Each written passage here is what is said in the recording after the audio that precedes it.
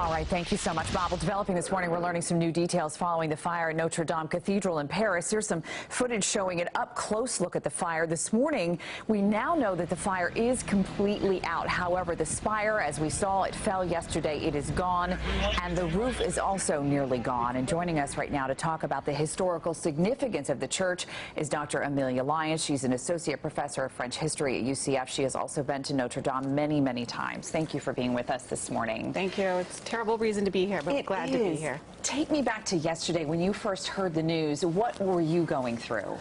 One of my students actually texted me to say that the cathedral was on fire, and I thought, how is that possible? You know, I think my first text was, what, with 3 question marks, right? Wondering what he was talking about. And then I looked at the news, and I just couldn't believe it. And then initially I thought, well, it's probably a very small fire. There's a massive renovation project going on right now, the largest since the 19th century. And so I thought maybe it was going to be controlled, could be put out quickly. And then when I looked up again a little bit later and saw the pictures, especially the pictures of the spire collapsing on the back of the church, it was devastating, absolutely devastating. And you've been there many times. When we were talking in the commercial break, you said more times than you can count. Yeah, I went for the first time when I was in high school, and my grandfather had just passed away, so I lit a candle for him and took a picture and sent it to my grandmother. And I think since then, every time I go to Paris, I light candles for people that I'm close to that I've lost, and that number has grown certainly since then. So it's a place that I find refuge. When I go, I have a kind of a quiet moment in times that are usually very busy for me and very professionally active, and I take a little time and I go there. And you know, I'm just one of, what, 30,000 visitors daily to the site. So it's incredible. It is incredible. Yeah, 35 million a year, I think, is what they said. Right. Talk to me about the historical significance. I think a lot of people are shocked, especially living in a country like America where everything is relatively new.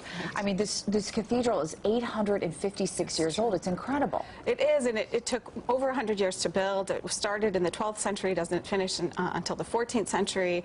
You know, the Gothic architecture is unforgettable. You know the iconic vision of it when you see it. You know an image of Notre Dame from a distance. We all do. In the last couple of days, people have sent me the photos that are on their phones from their trip to Paris.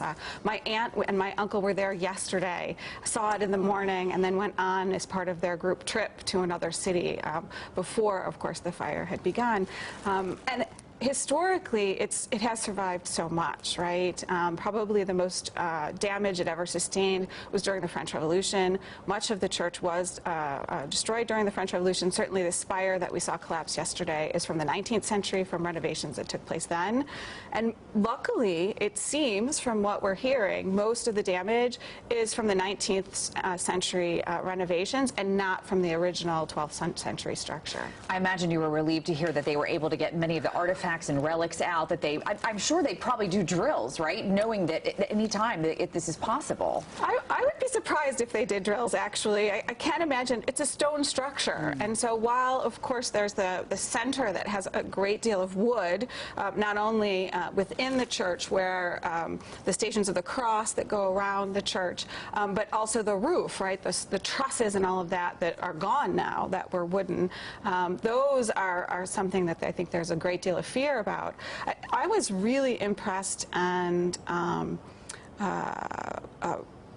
surprised at how well the firefighters were able to get to the structure, given that it's on the island in the center of the city, given that in recent years, for security concerns, they've really tried to prevent any kind of truck traffic, especially following other incidents that have happened in France in the last few years. And so there are these huge barriers to getting trucks close. Which would explain why people were saying, why don't we see firefighters out there? And that was part of the reason. And in the end, we did see them. In fact, we saw firefighters climbing. Yes, which is incredible. And we're in those 2 bell towers in the front of the church and making sure that those were saved. Because there was a time yesterday afternoon where we all thought maybe we were going to lose the front of the facade of the structure. Right. We're so glad that didn't happen. And that's so nice to hear this morning that hundreds of millions of dollars are already pouring in for the rebuilding efforts. We want to thank you so much for being with us this morning. Dr. Lyons, thank you for your expertise. And of course, we're thinking of all the folks in Paris this morning as well. Me too. I miss them too. Thank you. All right.